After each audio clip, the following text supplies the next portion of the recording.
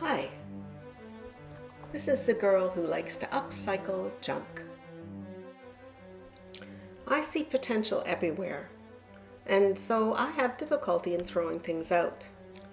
An inordinate amount of boxboard travels through my hands, and it occurred to me one day that although it can easily be composted or burned, this boxboard could create an interesting texture on one of my paintings.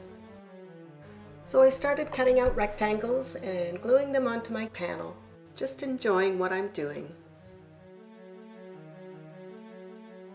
When I upcycle, I kind of feel like I'm doing the work of God, cherishing what people discard as trash and transforming it into a beautiful piece of art that speaks a hopeful and helpful message. God kind of does that with people, doesn't he? We might feel there's not much value to our lives, but no matter what we've experienced, God is able to transform us into His precious treasures.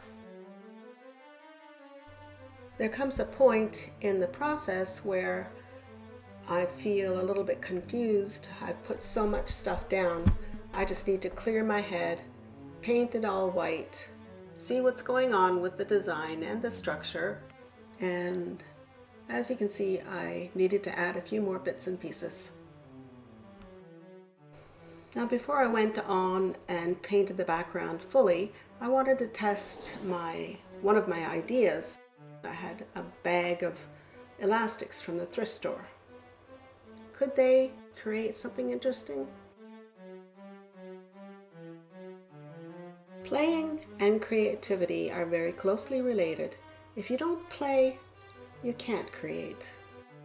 So here I had a plan for the background. The farthest background, I wanted it to be as bright as possible. I wanted a rubber roller, and I couldn't find one at Home Depot, and I didn't want to go around the city looking for one or have to wait to order one. So I found this in the plumbing section, 3 caps. They're just kind of soft and a little bit rubbery. Not really, but soft plastic. And I took they were just about $1 each. I cut the end out of the lid off of 2 of them and slipped them on this roller. Put this one on. There's my rubber roller. I thought it was a little bit clever. Got another 2 plumbing pieces like this. Not as rubbery or flexible, but that seems to be. This doesn't roll very well anyway. Wonder why. Maybe because it's cheap? It's probably going to hopefully work just fine. No, it didn't work. So I happened to find an ink roller of Michael's from years ago, and it really didn't do what I wanted it to do anyway. So back to using a paintbrush. You see, the message of this painting did not come to me as I was working on it. It only came to me as it was almost finished. But I knew what I wanted. I wanted this background to be shining through a darker foreground. And it looks a little bit like the ground that's breaking up when there's a volcano. You know, the ground breaks up and the fiery inside starts showing through. That's kind of the effect I wanted.